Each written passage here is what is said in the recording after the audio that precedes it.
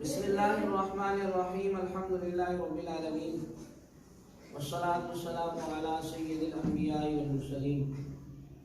हमने अपने पहले हिस्से के अंदर कुरान करीम को पढ़ने के लिए जो अहम 4 कानून इस्तेमाल होते हैं उनको हमने पढ़ा और समझा, और उस कानून के अंदर 2 इकसाम निकाले गई। दूसरे हिस्से के अंदर हमने ये समझा कि उन 4 कानून को पढ़ने के लिए नून साकिन और तनवीन का इस्तेमाल होता है।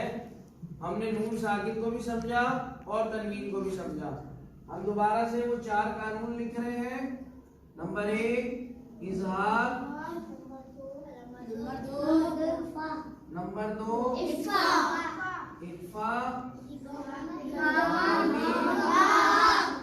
इदगाम,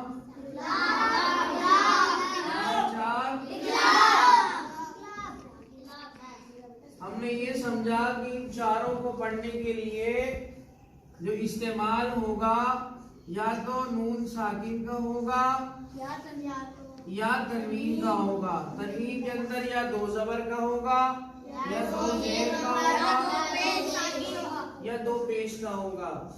तो मैंने आप लोगों से कहा था कि आप लोग अपने दूसरे हिस्से के अंदर जो हमने समझा था, ये हमारा तीसरा हिस्सा समझाया जा रहा है। हमने कहा था कि आपने अपने कुरान पाक में नून साकिन को ढूंढना है और तनवीन को ढूंढना है, और उसके बाद अल्फाजात ढूंढने हैं कि उसके बाद कौन सा लफ्ज आ रहा है तो इजहार होगा, कौन सा लफ्ज आ रहा है तो इख्फा होगा, और कौन सा लफ्ज आ रहा है इदगाम होगा, और कौन सा लफ्ज आ रहा है इकलाब होगा।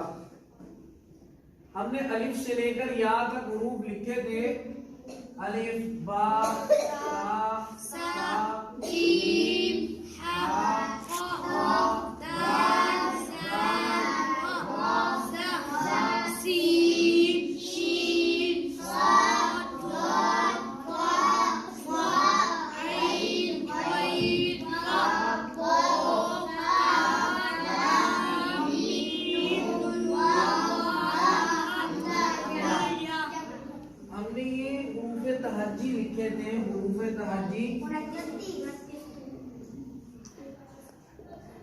तहज्जी लिखे थे। और मैं साथ में आपको ये बताता चलूं कि जरूरी नहीं है हम तजवीद की किताबें पढ़ें। कुरान बेटा सही से बैठे, सही से बैठे। जरूरी नहीं है कि हम तजवीद की किताबें पढ़ें और उसके ऊपर क़िराअत सीखें। अगर कुरान पाक कोई सीखने वाला हो, जिसको जुस्तजू हो सीखने की, तो वो इन हुरूफ़ तहज्जी से भी कुरान पाक सीख सकता है। ये 29 हुरूफ से भी कुरान पाक को सीखा जा सकता है। इन 29 हुरूफ से भी कुरान पाक को सीखा जाता है, और हम इन 29 हुरूफ से ही कुरान पाक को पढ़ना सीख रहे हैं। हमने ये 4 कायदे लिखे और हमने 4 कायदे लिखे, और 4 कायदे लिखने के बाद हमने इन्हीं हुरूफ़े तहज्जी से 29 हुरूफ निकाले। अब ये इन्हीं हुरूफ में से 6 हुरूफ निकले हल्की के, और 15 हुरूफ निकले इख्फा के, 6 हुरूफ निकले यरमलून के, और 1 हुरूफ निकला इकलाब। ठीक है, बात को समझना। इन्हीं हुरूफ के अंदर से वो हुरूफ निकले, और हमने अपनी पहला हिस्सा पार्ट 1 लिखे। अगर हम दोबारा लिखेंगे तो हमारा वक्त भी खर्च हो जाएगा, क्योंकि हमने पहले समझ लिए हैं तो हम उन्हें नहीं लिखेंगे। अब आप समझिएगा, जो 6 हुरूफ हमने लिखे हैं हुरूफ़े हल्की के, अब उनमें इजहार किस तरह होगा मैं उनकी आपको मिसालें समझा रहा हूँ, क्योंकि अब हमारा एंड चल रहा है और हमने अब मिसालों को समझना है, और अब हम उसकी मिसालें लिखेंगे। अब देखिए, हमने कहा नून साकिन के बाद हमने अगला वर्ड ढूंढना है। अब ये देखें, अब मैं अल्फाज लिख रहा हूँ, फिर मैं आपको समझाऊंगा।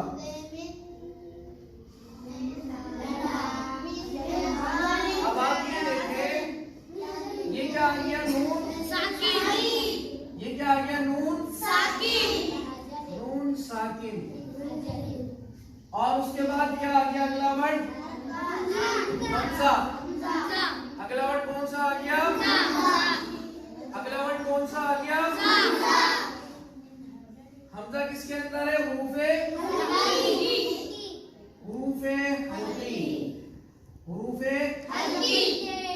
हल्की का हमजा आ गया। ये नून साकिन आ गया, ये हुरूफे हल्की का, उसके बाद हमजा आ गया। हमने नून साकिन के बाद और तनवीन के बाद उससे अगला वर्ड देखना है, उससे अगला वर्ड कौन सा आ रहा है। अगर वो हुरूफे हल्की का वर्ड है तो वहां पर कौन सा कायदा होगा? कौन सा कायदा होगा? अब ये देखिए, मीम नून जेर मिन, हा लिम ज़बर हा, दाल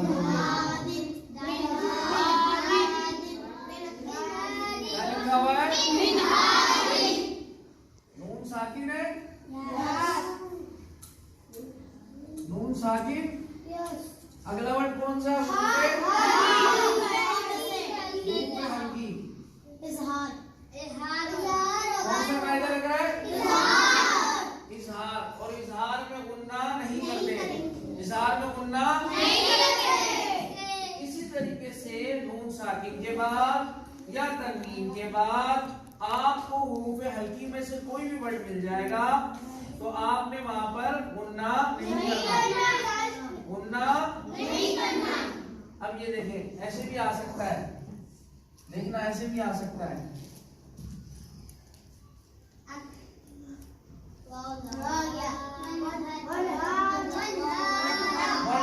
क्या बना?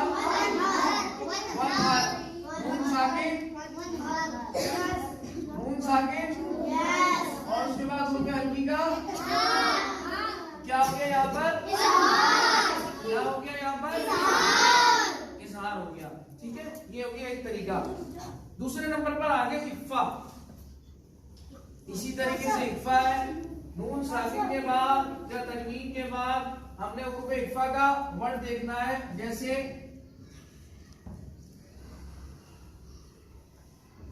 नून साकिन आ गया,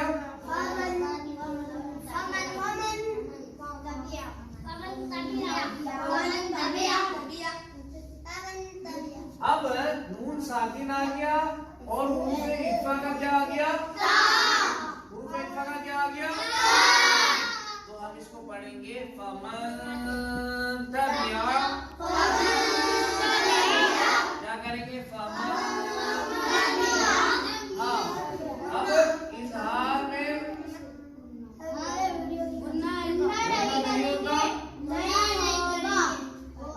और गुन्ना होगा।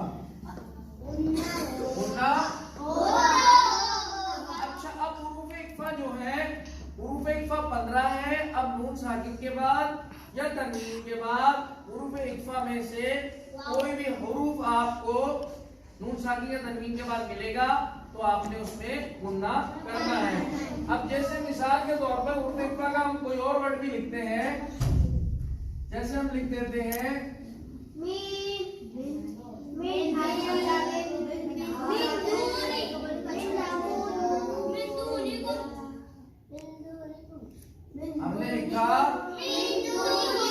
हमने लिखा मिन दूनिकुम। नून साकिन के बाद हुरूफ इक्फा का दाल आ गया, हुरूफ इक्फा का दाल आ गया, तो यहाँ पर इक्फा हो रहा है और गुन्ना करेंगे। ठीक है। अच्छा, इदगाम जो है ना, इसमें दो किस्म के गुन्ने हैं। एक इदगाम होता है गुन्ने के साथ और एक इदगाम होता है गुन्ने के बगैर। एक इदगाम होता है गुन्ने के और एक इदगाम होता है गुन्ने के साथ। अच्छा, पहले हम देखते हैं इदगाम जो गुन्ने के बगैर है। ठीक है, इदगाम के कितने हुरूफ है? 6 हुरूफ है। कौन कौन से? या, ला, मीम, लाम, वाव। ये रा और लाम, ये दो जो वर्ड है इनमें इदगाम होता है गुन्ने के बगैर। इनमें इदगाम होता है लेकिन गुन्ने के, और इनमें इदगाम होता है गुन्ने के साथ। इनमें इदगाम होता है गुन्ने के साथ। दोनों मिसालें आपको दे रहा हूँ, दोनों मिसालें आप समझ लीजिए कि गुन्ने के बगैर कैसे होता है इदगाम और गुन्ने के साथ कैसे होता है इदगाम। साकिन आ गया। चारों कायदे नून साकिन और तनवीन के बिना नहीं हो सकते। चारों कायदे तब होंगे नून साकिन